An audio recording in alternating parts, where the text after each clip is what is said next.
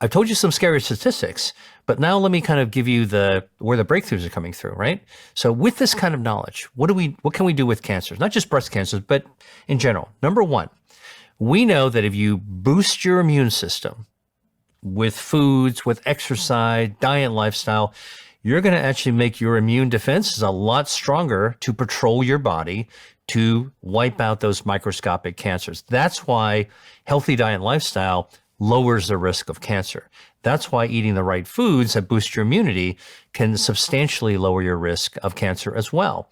We also know that you can eat foods that support, prompt up, fortify your body's natural ability to control blood vessels. Keep those blood vessels where they're supposed to be and get rid of those blood vessels where you don't want them to be, which is kicking in the cockpit to take over your circulation to feed cancers. So if you eat foods that are anti-angiogenic foods, like on Staple, you've got coffee and tea. Both of those contain natural substances that cut off the blood supply and starve cancers. That's a good thing. So that's why we know what we do with our diet can actually help to lower the risk of cancer as well. I'm assuming the opposite also applies. I could eat foods, I can drink things that cause my body to malfunction, i.e.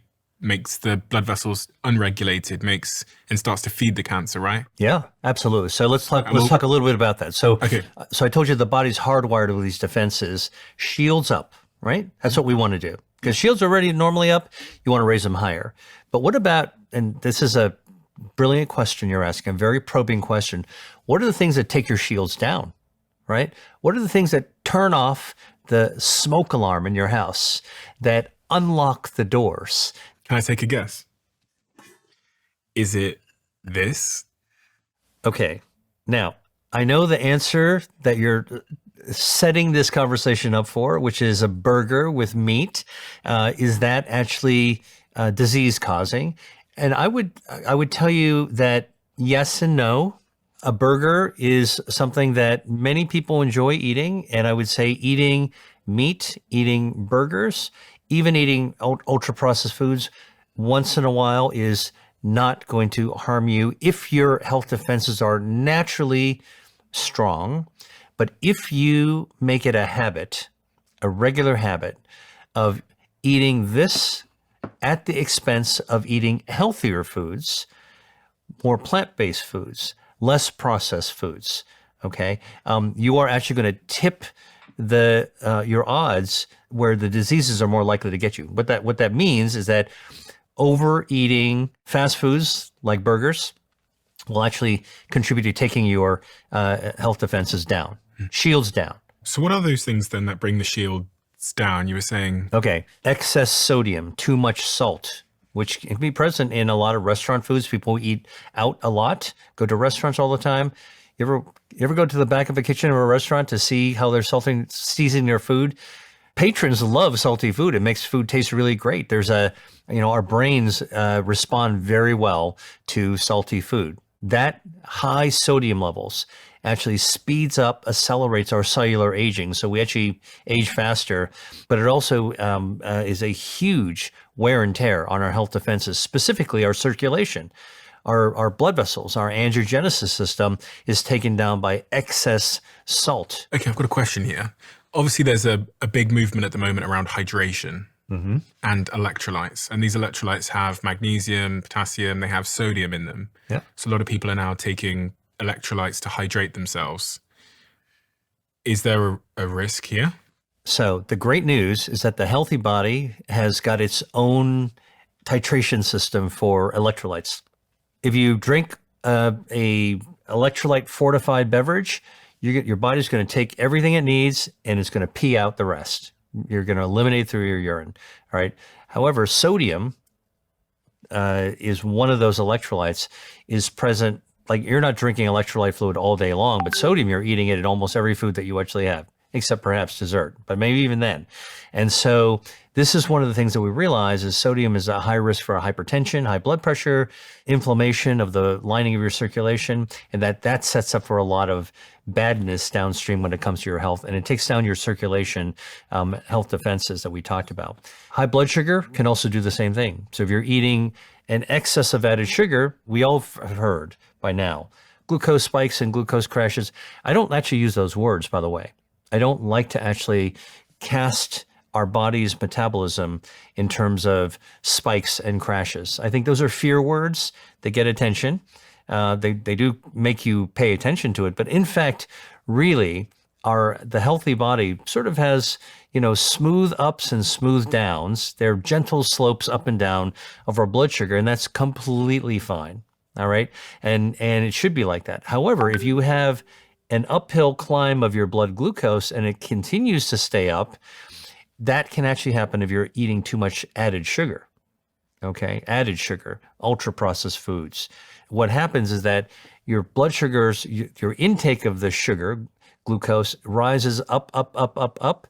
And now your body your metabolism to chase that blood sugar down, and it's got to work harder and make more insulin. And eventually you just wear out that system, and then you have high blood glucose and an insensitive metabolism. And that's the beginning of sort of the dominoes starting to fall apart in your body. And so sugar, high blood sugar, added sugar is a problem. You get it from fruit, not a problem. Okay.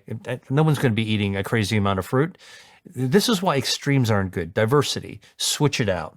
Keep it interesting for yourself. This is what our human nature wants anyway. It's how we're hardwired. You'll actually be fine. So salt, sugar, those are two offenders. Okay. Alcohol is another one that actually can take down your health defenses over time. People say, well, what about red wine? Isn't red wine healthy? What I would say is that actually the fermented products or the bioactives that come out of red grapes, from the skin of red grapes that's found in red wine, there can be some healthful properties of the resveratrol and other polyphenols that come out of that are in wine, but it's never the alcohol. Yeah. It's not the alcohol in the beer, the wine, the whiskey. Nope. None of that is. The alcohol is a universal toxin. Toxic to your brain, toxic to your liver, toxic to your heart. Can't get away from that. Your body will recover. Shields up. It can take a ding. It's like a drink is sort of like a driving behind a truck, and it flings a little pebble right into your windshield. You might get a little spider in the windshield. Okay, don't worry. It'll repair itself. You'll fix yourself. You'll bounce back. It's not going to break your windshield. But if you keep on drinking, you're actually going to smash your windshield. And that's why alcoholism is so devastating to the health. But, a small amount of alcohol. So alcohol itself is a toxin. Do you drink? I rarely drink. And when I drink, it's in moderation. Mm-hmm. And I was thinking about stress as well. Does that bring down the... So besides the foods you eat, other things that can compromise your health defenses. And by the way, there are 5 health defenses. We talked about blood vessels. We talked about immunity, but there's 3 other ones that are core to functioning in the healthiest way possible. If you want longevity, you need all 5 of your health defenses and more to be working in your favor. But stress, what does stress do? Lowers your immune system, shields down. All right. Those microscopic cancers, whoa. That's why stressful people are more vulnerable to developing diseases like cancer. All right. Stress also causes your blood pressure to go up and causes neurotransmitters, hormones to be released from your brain and your kidneys, your adrenal glands that actually wear down your circulation. Now your angiogenesis system is also not functioning as well to protect yourself and keep good blood flow going where it needs to go. Now your circulation is actually down. So again, stress also can actually damage the DNA. We talked about naturally copying and pasting and having errors. Add some stress to it. Now it's kind of like you're trying to copy that sentence I was telling you perfectly. Now I'm going to come in and just smash your fingers down every now and then. And let's see if you actually make a mistake.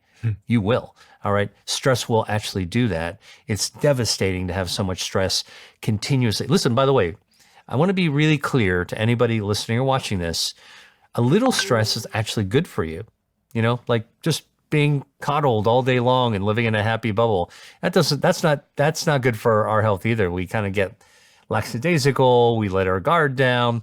Little stress. I mean, anybody who's hardworking, successful knows that, it's not the no pain, no gain. It's that the grit that goes along with it, which gives a little stress, keeps us sharp. Which is a good thing. You want to be on. So a little stress is good, but when that stress is unabated, it literally sinks your health defenses. It is just taking those shields down. Yeah, I've noticed that with myself. I've spent the last 10 years running businesses, a little bit more than 10 years now, but probably last 13 years running businesses. And the only times when I really get sick, where I'm like out for a week and I really, really feel it, is 1 week after 2 weeks of stress. So when I say 2 weeks of stress, what I mean there is when something happens in my life, business, where that it's kind of chronic and it's enduring stress. I can deal with having a stressful day. I can deal with having 2 stressful days in a row. But when I've had like 2 weeks of an enduring issue, like an enduring angst or a problem, almost perfectly predictably, a week later, I'm sick. And I'm extremely rarely sick because I think I sleep really well. I think I eat really clean. And so it's taught me something about, if I zoom out on that and see what's going on in my body, well, eventually, like my body's kind of, my immune system is running out of energy almost. Yeah, more than in your immune system. So when you're super stressed, it also it interferes with your ability to sleep well. Yeah. When you're sleeping well, sleeping is something that I was taught when I was a kid. When you're sleeping, you're resting, and when you're resting, you're not active, right? Well, that's just our physical self. It turns out when we're sleeping, even though our muscles may not be moving like we are during the day, in fact, a lot of other systems, including our health defenses, are being repaired, renewed, regenerated, rebooted while we're sleeping. So in those ideally 8 hours, 7 to 9 hours, eight's the sweet number, our brain is cleansing itself, detoxifying itself, releasing. Do you know about the glymphatic system in the brain? Not as well as you do. Okay. Well, there's a sewer system in our brains that's called the glymphatic system, and it's shut tightly during the daytime when we're using our brain, doing our work, whatever we're doing. And during the day, we accumulate a lot of toxins inside our brain during the day. It's just a matter of functioning. All right. And what happens is that those toxins accumulate, which is that, at the end of a really, really tough, hard day, you got, if not a headache, you feel like your brain it's full. It's the cup runneth over, right? All right. So when you go to sleep, guess what? This sewer system, it's like the sewers of underneath Paris. The grates open up suddenly and it drains those toxins out while you're sleeping, and only when you get good sleep. So when you're stressed and you're not getting good sleep, you start to accumulate these toxins that are never quite cleaned up, and your brain is not that cleaned up. When your brain's not cleaned up, you're feeling foggy. So think about, when you're in college, you pull an all-nighter or go to a party or whatever, and you're staying up all night. You're never quite the same. It takes a while for your brain to clean up itself. When your brain is foggy, you tend to not make as good decisions. I'm too tired to work out. I'm too tired. I don't care what I eat. I'm just hungry. I'm going to eat anything. You start to make bad decisions when it comes to diet and lifestyle. You see? So the stress can cascade on your health like that.